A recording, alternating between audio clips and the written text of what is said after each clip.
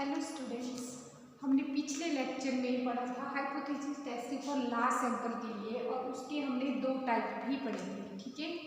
और दो टाइप्स के हमने क्वेश्चन भी किए थे। अब ये हमारे पास next type hypothesis testing for difference between two population standard deviation, ठीक है।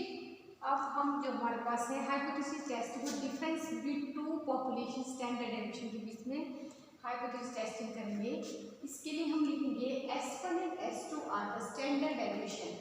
S1 S2 को रिप्रेजेंट करेंगे स्टैंडर्ड डेविएशन से ऑफ टू इंडिपेंडेंट सैंपल, ठीक है। Under the hypothesis H0 sigma 1 equal to sigma 2 and the sample standard deviation do not differ significantly. The statistics तो formula हमारे पास Z is equal to S1 minus S2, ठीक है, upon under root sigma 1 square upon 2 n1 plus this is plus sigma 2 का square upon 2n2, ठीक है। तो यहाँ पर जो आपके पास सिग्मा 1 और सिग्मा 2 को क्या है, are the population of standard deviation, ठीक है। और when the population of standard deviation is not known, अगर आपके पास population of standard deviation known नहीं है तो Z इज इक्वल टू आपका फॉर्मूला इस तरह लगेगा sigma 1 minus sigma 2 upon under root sigma 1 square upon 2n1 plus S2 square upon 2n2, ठीक है। तो आपके पास सेकंड फॉर्मूला लगेगा when the population standard deviation is not known, ठीक है, जब आपको उसका पता नहीं है। तो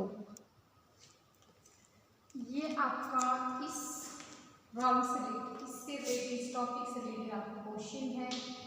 क्वेश्चन क्या है, the mean yields of the two set of plots and variability are as given below. First, whether the difference in the mean yields of two sets of a plot is significant, and second, whether the difference is variability in the yields is significant।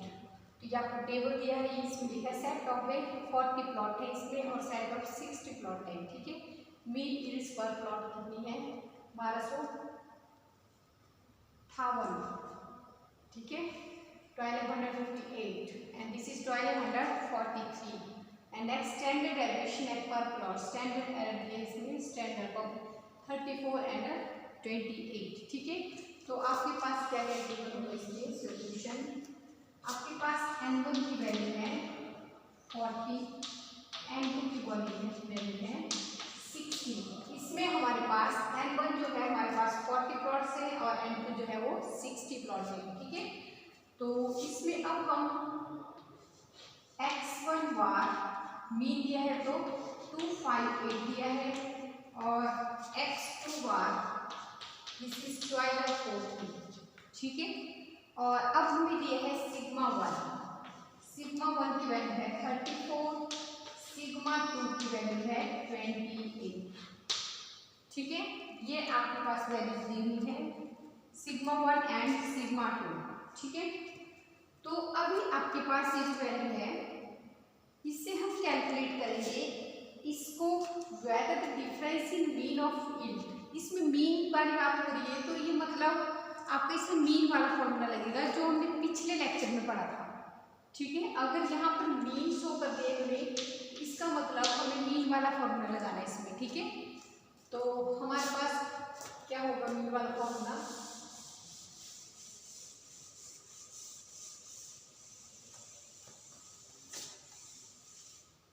तो mean वाला formula हमारे पास है Z equal to हम लिखेंगे first under H0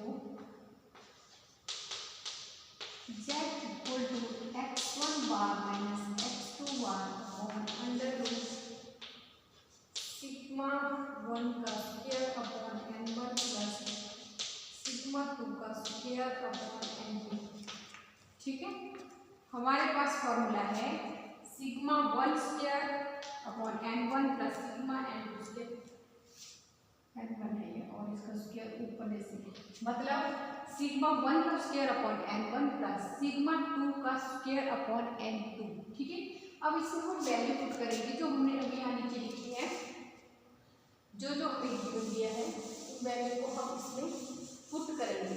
ठीक है, जो वैल्यू हमें दी हुई है उनको हम इसमें पुट करेंगे तो क्या आ जाएगा, z equal to what is the value of x1, x1 वाल is 1258 minus this upon under sigma 1 square, this is 34 का square upon n1 is 40 plus sigma 2 28 का स्क्वायर अपॉन 60। ठीक है, ये आपके पास आ गया वैल्यू। अब z इक्वल टू दोनों को माइनस करेंगे, 1252 1243, दिस इज 5, दिस इज 1, कितनी की है 15, आ गया 15 upon under root 34 into 34, 16 12 and 13 12 1 9 and 10, 6 5 1 1 1156 upon 40 plus 28 into 28, 64 6 18 and 16 22, 16 2 to 4 and 5, 4 8 7, 7 84 upon 16। ठीक है, ये आपके पास वैल्यू आ गई। अब आप इसको 40 से डिवाइड कर दो, इसको 60 से डिवाइड कर दो। ठीक है, अगर हम इसको 60 से डिवाइड करते हैं तो 60 बन गया 60, दिस इज 8 and 1। ठीक है, ऊपर आ जाएगा 4, 16 3 जा 180, आगे 4 लगा पॉइंट, यहाँ आगे 0, अभी भी छोटा है, यहाँ लगे 0, यहाँ पर आ गया और 0। ठीक है, 6 6 जा 36, बस इससे आगे ले लेंगे इसको। ठीक है, अब हम इसको लिखेंगे z equal to 50 upon under root, इसकी वैल्यू हमने निकाल दी 13.0। ठीक है, अब इसकी निकालेंगे 11 5 इसको डिवाइड करेंगे 40 से, 42 जब 42 से आएगा 80, दिस इज 5 और दिस इज 3, ऊपर से आएगा 6। ठीक है, अब इससे होगा ये 360 होता है 9 जैसे। ठीक है, तो ये जो 3 ठीक ज़्यादा हो जाएगा, तो इसको हम कर देंगे 8 जैसे, 3 2 0 6 and 3, ऊपर से 0 पॉइंट लगेगा, फिर आगे 0, फिर आगे 9, तो ये आ गया 28.9, 9 4 जा 36 यानी 360, आगे ये 9 से चल पड़ेगा। ठीक है, तो 28.9 and 13.06। ठीक है, तो इन दोनों को कर देंगे ऐड, दोनों क्या करेंगे 13.06 और 28.9, 6 9 11 3 and 4, ये आ गया z equal to 15 under root 41.96। ठीक है, देखो इसको हमने डिवाइड किया इसके साथ, तो हमारे पास वैल्यू आ गई है, इससे हमने इसको डिवाइड किया तो वैल्यू आ गई है। ठीक है, आप खुद भी कैलकुलेशन करके देखना, हो सकता है कई बार कैलकुलेशन हो जाती है गड़बड़। ठीक है ना, तो आपने इस दोनों को प्लस किया तो आपके पास ये आ गया। ठीक है, अब इसका निकालेंगे आप अंडर रूट, फिर जो भी आएगा उससे करेंगे आप 15 को डिवाइड। ठीक है, फिर आपका आंसर आएगा 2.31 2.316। ठीक है, 315 ये वैल्यू आएगी आपकी। ठीक है, जब आपकी ये वैल्यू आएगी तो ये आपने चेक करनी है कि ये 5% लेवल ऑफ सिग्निफिकेंस से बड़ी है कि ये छोटी है। ठीक है, तो आप मुझे बताओ ये क्या है, हम लिखेंगे as the calculated value of z mod as the calculated value of z mod, क्या है इसकी value 2.315 is greater than, 1.965% level of significance. ठीक है, तो क्या हो गया, H0 क्या हो गई, रिजेक्टेड। जब ये बड़ा हो गया तो H0 क्या हो गई, रिजेक्टेड। ठीक है, अच्छा नेक्स्ट इसका सेकंड पार्ट था आपके पास, whether the difference of a variability in the yields is significant। ठीक है, अब आपका उसमें फॉर्मूला लगेगा दूसरे वाला। इसका जो सेकंड पार्ट है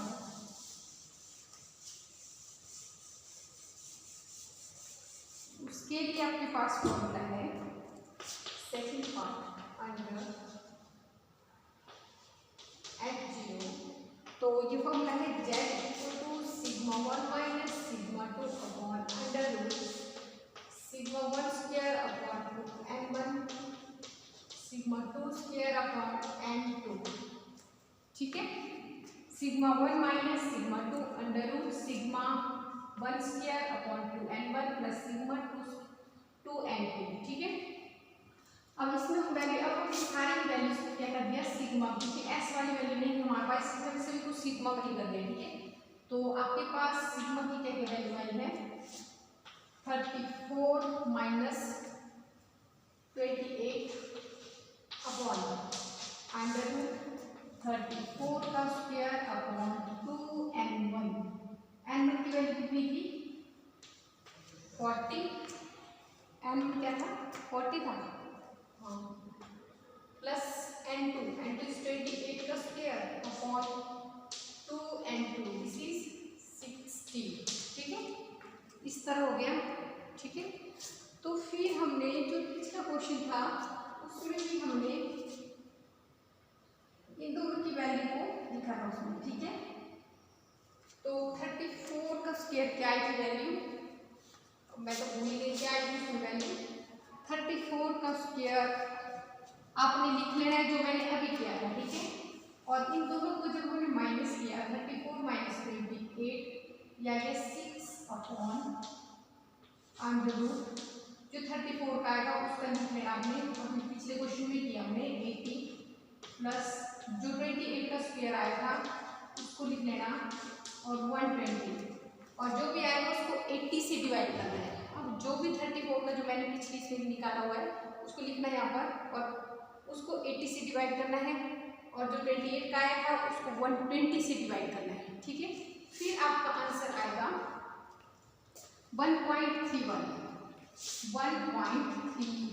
ठीक है, इस पूरे को कैलकुलेट करने के बाद आपका आंसर आएगा 1.31। ये आप खुद करेंगे अब। ठीक है, क्योंकि इसकी वैल्यू मैंने पहले ही निकाल के रखी है, उसको पिछले जो पार्ट है उसमें से देख लेना। ठीक है, जो इससे पीछे किया मैंने solve.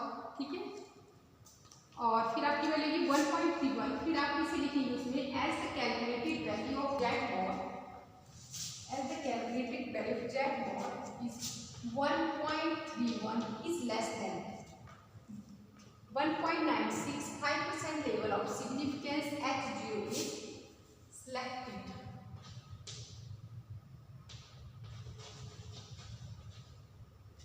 Selected H0 is accepted लिख दो या selected लिख दो। ठीक है, selected लिख दो या accepted लिख दो। ठीक है, वो आपकी मर्जी है, आप सिलेक्टेड लिख दो या एक्सेप्टेड लिख दो। ठीक है, ये हमारा क्वेश्चन कंप्लीट हो गया।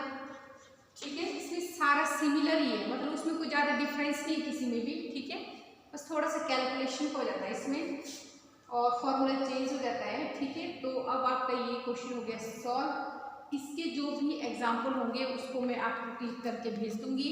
ठीक है, तो आपने वो खुद से भी सॉल्व करने हैं। ठीक है, और ये हमारा लास्ट सैंपल वाला टॉपिक है, वो खत्म हो गया हाइपोथेसिस का। अब हम इसका नेक्स्ट करेंगे स्मॉल सैंपल। ठीक है, उसके भी नेक्स्ट 4 पार्ट है।